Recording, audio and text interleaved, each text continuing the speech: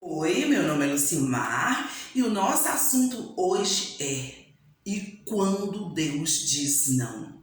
E agora? Somos ensinados desde a nossa infância, em toda a nossa vida cristã, que se tivermos algum problema, é só orar. Colocar na presença de Deus que Ele vai resolver o problema para nós. Muito se ouve falar que só a oração é pouco e que precisamos também jejuar. Daí oramos, pedimos oração, jejuamos e nada acontece. Ficamos frustrados e começamos a pensar que Deus não está nos ouvindo, mas Deus ouve tudo. Tudo que é dito nesse mundo Ele ouve. Tudo mesmo. Clamo a ti, porém tu não me respondes. Estou em pé, porém para mim não atentas. Isso está escrito em Jó 30:20. E nós começamos a orar como Jó, que nós estamos clamando a Deus e Ele não está nos ouvindo. Nós estamos em pé implorando e Ele não nos ouve. Então, será que Ele não está nos ouvindo mesmo? Ou pensamos que a nossa resposta está demorando? Mas será que está demorando mesmo? Ou Deus nos disse não? Em verdade, não convém gloriar-me, mas passarei as visões e revelações do Senhor. Conheço um homem em Cristo que há 14 anos. Se no corpo, não sei. Se fora do corpo, não sei. Deus o sabe. Foi arrebatado ao terceiro céus. E sei que o tal homem, se no corpo, se fora do corpo, não sei. Deus o sabe. Foi arrebatado ao paraíso e ouviu palavras inefáveis que ao homem não é lícito falar. De alguém assim me glorificarei eu, mas de mim mesmo não me gloriarei, senão nas minhas fraquezas. Porque se quiser gloriar-me, não serei nécio, porque direi a verdade. Mas deixo isso, para que ninguém cuide de mim, mais do que em mim vê ou de mim ouve. E para que não se exaltasse pela excelência das revelações, foi-me dado um espinho na carne, a saber, um mensageiro de Satanás, para me esbofetear, a fim de não me exaltar. Acerca do qual 3 vezes orei ao Senhor para que se desviasse de mim. E o Senhor me disse: a minha graça te basta, porque o meu poder se aperfeiçoa na fraqueza. De boa vontade, pois me gloriarei nas minhas fraquezas, para que em mim habite o poder de Cristo.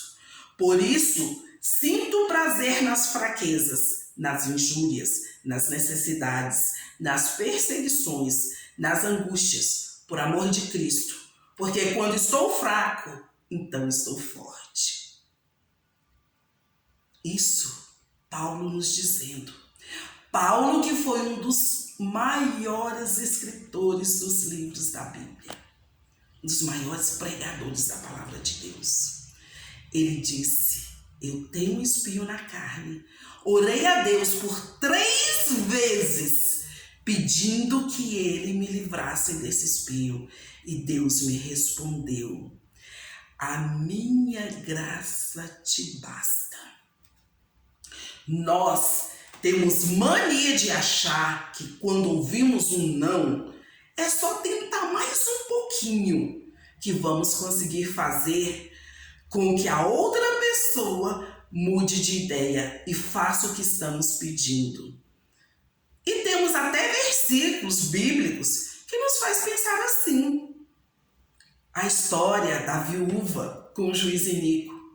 Ela pediu uma vez, ele não se atentou, ela foi pedindo, até que um dia, não é que ele ficou bom, não. Um dia ele falou assim: eu vou resolver o problema dessa viúva para que ela pare de me atentar. Aí nós prestamos atenção nesse versículo e achamos que se temos um problema, um pedido, nós é só bater, que Deus vai resolver. Mas não paramos para prestar atenção que Deus já resolveu, que Deus já nos ouviu e Ele já nos deu a resposta. E Ele disse não. Com Deus não é assim. Se Ele disse não, é não. Em Mateus 5,37 está escrito: seja, porém, o vosso falar sim, sim, não, não, porque o que passar disso é procedência maligna. Então, o não de Deus não é maldade. Na sua grande maioria, é proteção para as nossas vidas. Paulo foi um grande servo de Deus. Ele orou 3 vezes e Deus respondeu para ele: a minha graça te basta. Ou seja, você vai continuar com esse espinho na carne para que não se exalte pela excelência das revelações que eu te dou. Pensa comigo agora. Para só um pouquinho. Pensa comigo. Deus arrebatou Paulo da terra para os céus. Deus lhe deu revelações que nunca mais deu a homem nenhum.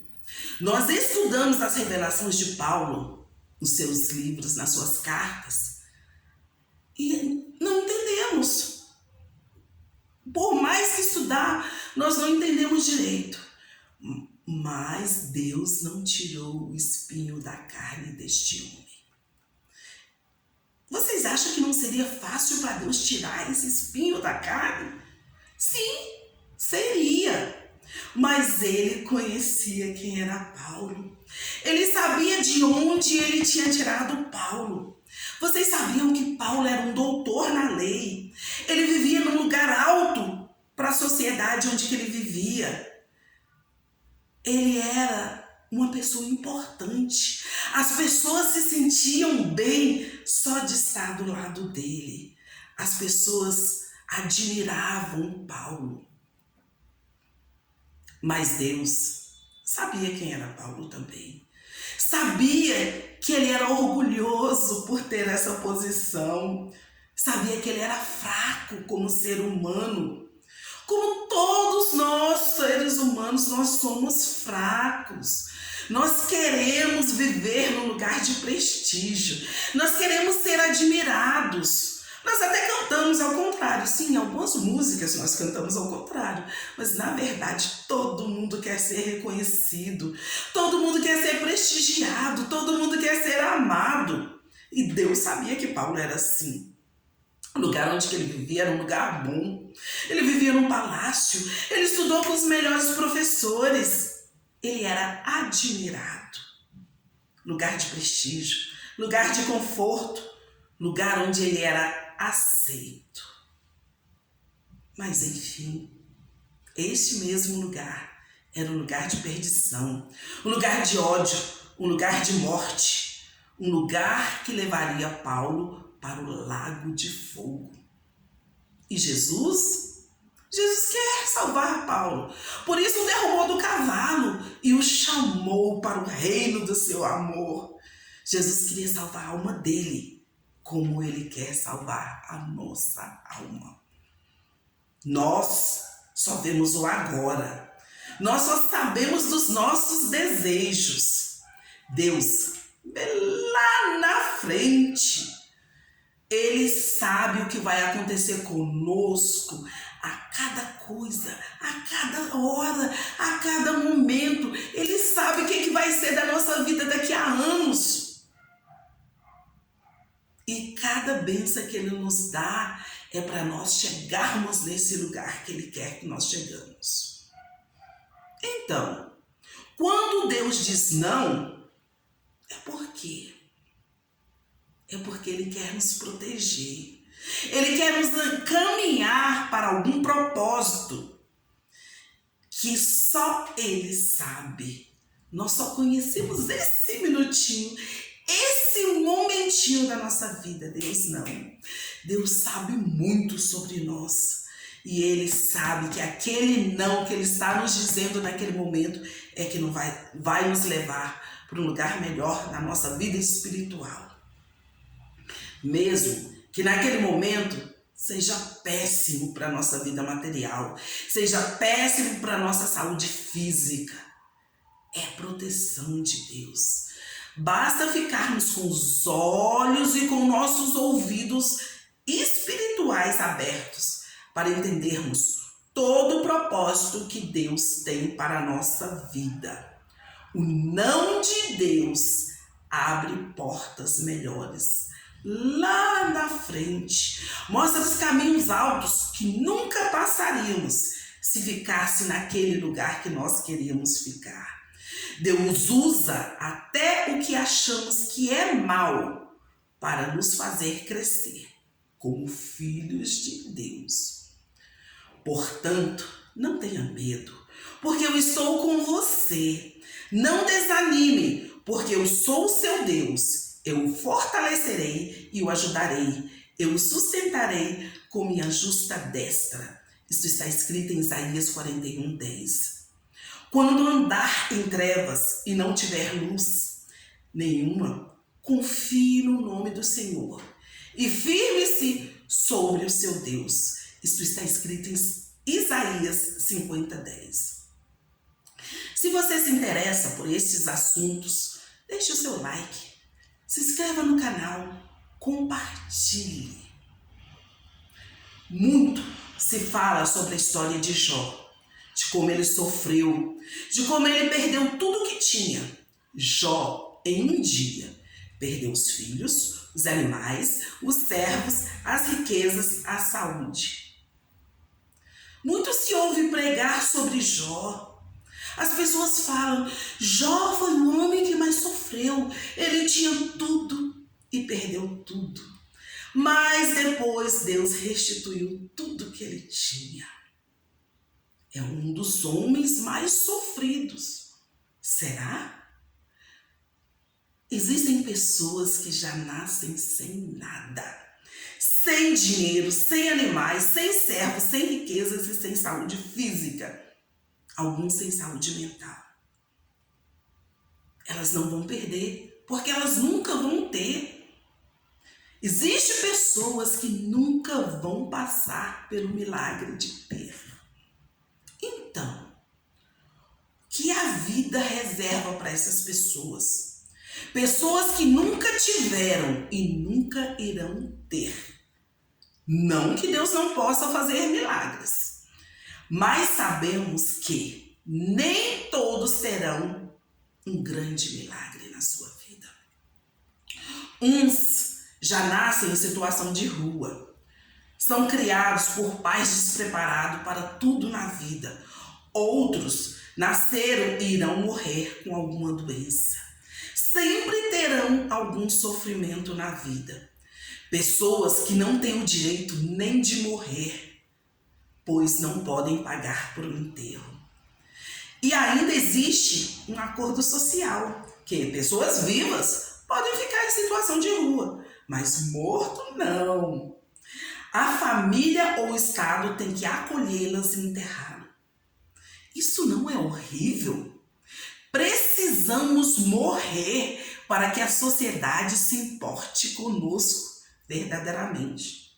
Ou mesmo que a sociedade se importe com ela mesma, né? Porque ninguém quer deparar com um cadáver na rua.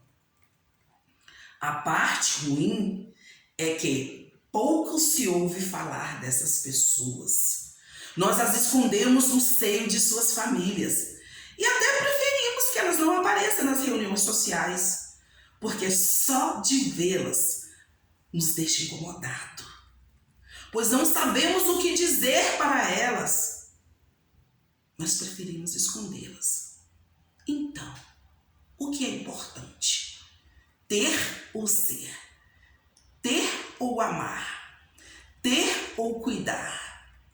O importante é cuidar de nós mesmos e das pessoas que Deus colocou em nossos caminhos. Praticar o amor todos os dias da nossa vida. Retornar a essas pessoas a graça que Deus nos concede. Dividir o presente que Ele nos deu. O presente que Deus nos deu é a sua graça. Graça que é um favor de Deus que nós não merecemos. Qual é o pior? Perder tudo ou nunca ter tido nada? Como conversar? Como levar esperança para quem não podemos dar esperança? O que falar a uma pessoa que nunca vai ter a cura, que nunca vai ter filhos, que nunca vai casar, que nunca vai trabalhar, que nunca vai ter saúde, que nunca vai ser inteira? Preferimos afastar-nos dessas pessoas, afastar do convívio social dito normal, deixá-las de maneira confortável em um lugar distante dos demais ditos normais, ditos completos. O sistema educativo brasileiro formal está tentando ser inclusivo, tentando inserir crianças com deficiência em seu ambiente. Mas a aceitação é difícil, pois não gostamos de nada que foge o padrão. Até criamos uma moda. Para quê? Para todo mundo ser mais ou menos igual. Fazemos com que nossos filhos estudem conteúdos semelhantes para tentar uma padronização. Mas Deus, em sua soberania, deixa acontecer algumas coisas, algumas fatalidades, alguns erros na caminhada de alguns genitores, médicos. Algumas fatalidades que fazem com que pessoas nasçam diferentes do padrão humano. Pessoas com uma excelência diferenciada que fazem todos pensar o seu modo de viver, que nos fazem refletir. Pessoas que ao nascer muda toda uma família. Pessoas que vencem o movimento das pernas e caminham mais longe na estrada do que muitos com duas pernas funcionantes. Pessoas que os autores rotulam como deficientes físicos, deficientes mentais, porém são mais sábios, são mais livres e às vezes mais felizes do que muitas pessoas que aceitaram a padronização, que nasceram no padrão e que são obrigadas a viver como todo mundo deste mundo. Pessoas que o mundo diz que não vão conseguir sobreviver por muito tempo, pois não vão saber ou poder fazer o que todo mundo faz. Porém, Deus já havia dito que destruiria a sabedoria dos sábios e rejeitaria a inteligência dos inteligentes. Então, essas pessoas começam a trilhar caminho nunca antes trilhados. Começam a inventar seu próprio modo de viver a vida, deixando sábios que a condenaram de boca aberta. Mas existe um grito dentro dessas pessoas. Por que eu? Por que, Senhor? Que palavra dizer a essas pessoas? Um simples: Jesus te ama. Pois Ele deixou você vir ao mundo, ser rotulado de pessoa com deficiência, pessoa que nem a história de Jó ajudaria, pois Jó nasceu rico, teve filhos, teve servos, teve propriedade, perdeu tudo, mas recuperou tudo em dobro. Talvez você nunca tivesse nada. Alguns nascem com a infelicidade de não ter ao nascer nem pai, nem mãe. Ou pior, de ter. Mas a hora que os pais observam a deficiência, abandonam. Outros, após o nascimento, os pais acham que a deficiência física ou mental que elas têm é muito grande e eles não suportam. O incrível é que essas pessoas, apesar de seus pais, continuam crescendo. E muitos viram pessoas muito melhores que seus genitores. Então, o que dizer para essas pessoas? O que dizer? que Deus as escolheu para ser diferente. Igual é muito chato, igual é muito monótono. Sei que muitos de vocês têm uma carga de dor, uma carga de sofrimento físico, uma carga de sofrimento mental enorme. Mas sei também que o único remédio para todos nós que fugimos da padronização do mundo, seja para mais ou para menos, é se agarrar no amor de Jesus Cristo. Eu não sei e nunca terei como saber o que cada um de vocês passam ou sofrem. Mas de uma coisa eu sei: Deus nunca te esqueceu. Ele nunca te deixará. E só Ele amenizará a sua dor. Que Deus te conceda a